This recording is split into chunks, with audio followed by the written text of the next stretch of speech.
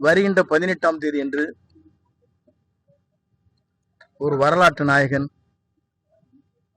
எதிர்கால தமிழக மக்களால் போற்றப்படுகிற, ஒரு மாற்றத்தை உருவாக்குகிற மக்கள் சக்தியாக இருக்கிற தமிழக வெற்றி கழகத்தினுடைய தலைவர் விஜய் அவர்கள் இங்கே வருகை தருகிறார்கள். காலை சரியாக 11 மணியிலிருந்து 1 மணிக்குள் அந்த நிகழ்ச்சி நடைபெற இருக்கிறது. அதற்கான ஏற்பாடுகளை நாங்கள் அனைவரும் சீரோடும் சிறப்போடும் ஏற்பாடுகளை செய்து வருகிறோம்.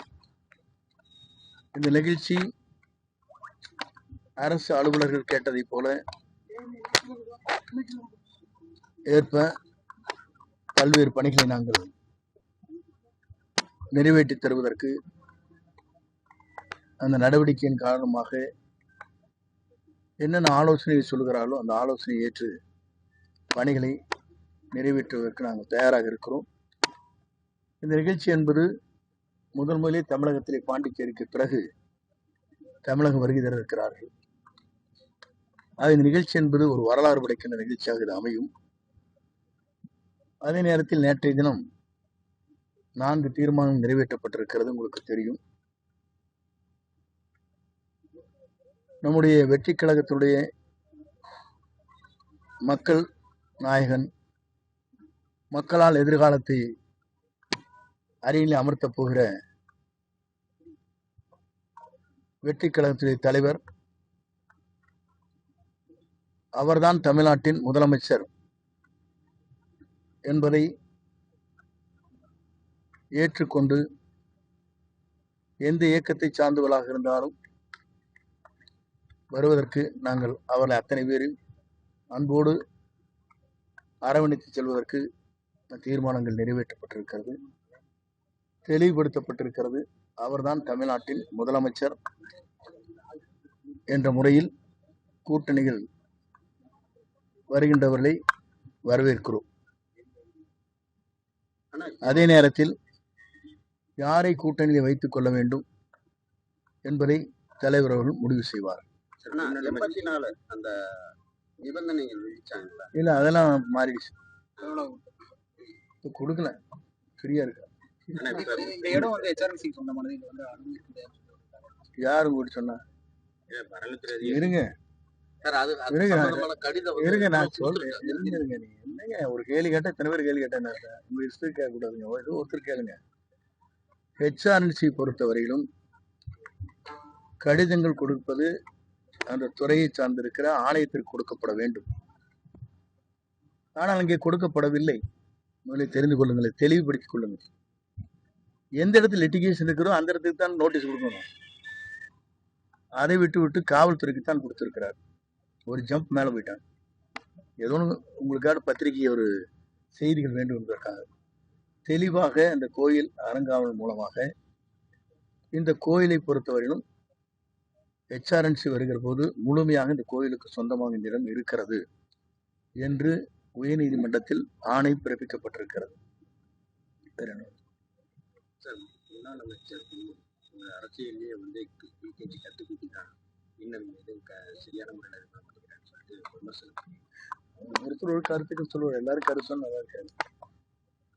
அப்புறம் அதுக்கு நான் ஒண்ணு சொல்லக்கூடாதுல்ல. நான் சொன்னா பெரியவங்க ஒருத்தர் எனக்கு வாயை கொடுங்க. ஏன்னா அவரு இருங்க, கட்டுக்குட்டின்னு சொன்னாரு, எப்படி மந்திரி பதவி எடுத்தாங்க இருக்கு. ஆனா அதெல்லாம் ஒருத்தர் பத்தி ஒருத்தர் கருத்து சொல்லக்கூடாது. நேற்றைய கூட்டத்துல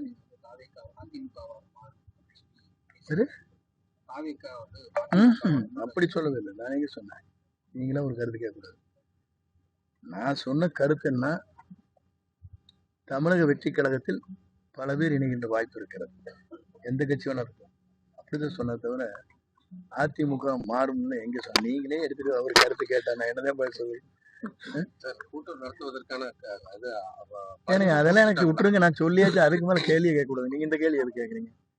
இல்ல, நான் என்னங்க நீங்க இது என்ன கேட்குறீங்க? நான் தான் சொல்லியாச்சு தெளிவா சொன்னதுக்கு பிறகு உங்களுக்கு புரிஞ்சுக்கங்க இல்லையா? நல்லா தெளிவா புரியுது. நீங்க எந்த பண்றீங்க? சரி, நான் கேட்ட கேள்வி விளக்கம் கேட்டீங்களே இல்லையா? நீங்க தெளிவா சொன்னேன். கொடுக்க வேண்டிய உங்களுக்கு உங்க பேர்ல ஒரு குற்றச்சாட்டு தான், உங்களுக்கு தான் நோட்டீஸ் கொடுக்கணும். உங்களுக்கு கொடுக்கல, அப்ப கூட்டம் நடத்துவதற்கு எந்த தடையும் இல்ல. தடையே இல்லை. அது அப்படி கேக்குறது இல்ல, கூட்டம் நடத்துவதில் எந்த விதமான தடைகளும் இல்லை. இந்த கூட்டத்துல புதுசா யாராவது கட்சியில சேர்றாங்க பொறுத்திருந்து பார்க்கணும். நேற்றைய கூட்டத்துல கொங்கு மண்டலத்தை நீங்க தான் பொறுப்பேற்று நடத்த போறீங்க, மிகப்பெரிய தாக்கத்தை கொண்டு வர போறீங்கன்னு பேசுறதா தகவல் இருக்கு. இந்த மாதிரி நீங்க என்ன பேசுறீங்க? முக்கியமான எல்லாரையும் இணைப்போம், எல்லாரும் ஒற்றுமையா போவோம். நீங்க வந்தாலும் ஜெயிச்சுக்கலாம். அதிமுக இருக்கும்போது நீங்க உங்களை நீக்கினதுக்கு அப்புறம் நீங்க வந்து தேர்தல் ஆணையத்துக்கு ஒரு மனு அனுப்பிட்டீங்க. ஆமா, விசாரணை மீண்டும் தொடங்கணும், யார் இல்ல பொதுச்செயலாளர். இல்ல, நான் என்ன இப்ப அந்த வழக்கு என்ன பண்ண போறீங்க? வழக்கு வந்து பெண்டிங் இருக்குங்க, அது தனி செப்பரேட். அது புரியுதுங்களா? அதுக்கு இதுக்கு இணைக்கூடாது. நான் விருப்பப்பட்டு இந்த இயக்கத்திலே சேர்ந்தாச்சு. புரியுதுங்களா? என்னை உறுப்பினர் நீக்குவதற்கு 72 இருந்திருக்கிறேன், தலைவர் காலத்தில் இருக்கிறேன். அது வந்து உயர்மட்ட குழு வரையிலும் நான் இருக்கிறேன். என்னை வந்து புதிதாக வந்தவர்கள் நீக்க இயலாது. அதுதான் அந்த ரீசன் கொடுத்துருக்காங்க. அது சொன்னது 250 பக்கம் இந்த 2500 பக்கம் கொடுக்க பார்க்க வேண்டியதுனாங்க. அதுக்கெல்லாம் பதில் சொல்ல வேண்டிய அவங்க. அது தேர்தல் ஆணையம் தான் தெளிவான விளக்கத்தை சொல்லுவார்கள். அவங்க தான் முடிவு செய்யணும். எல்லா கேஸும் பெண்டிங் இருக்கிறீங்க, 7 கேஸ் பெண்டிங் இருக்கு. அவங்க டிசைடிங் அத்தாரிட்டி அவங்க. அதனால நம்ம அதுக்கெல்லாம் பதில் சொல்லிட்டு முடியாது. நான் விருப்பப்பட்டு இந்த இயக்கத்தை சேர்ந்துட்டேன்.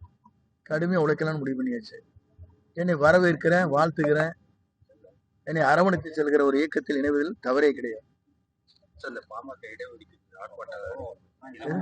அழைப்புதல் கொடுத்திருந்தேன். பாமக இடஒதுக்கீடு ஆர்ப்பாட்டம் தலைமை முடிவு எனக்கு கடிதத்தை வாங்கிட்டா இல்லையா தலைவர் தான் முடிவு. உங்களுக்கு எப்படி வரவேற்பு? தலைவர் காலத்தில் நான் எப்படி இருந்தோனோ, அம்மா காலத்தில் எப்படி இருந்தோனோ அதே போலதான் வரவேற்பு. நான் மற்றற்ற மகிழ்ச்சியோடு இருக்கிறேன். நீங்களும் அதில் சேர்ந்து கொள்ளலாம்.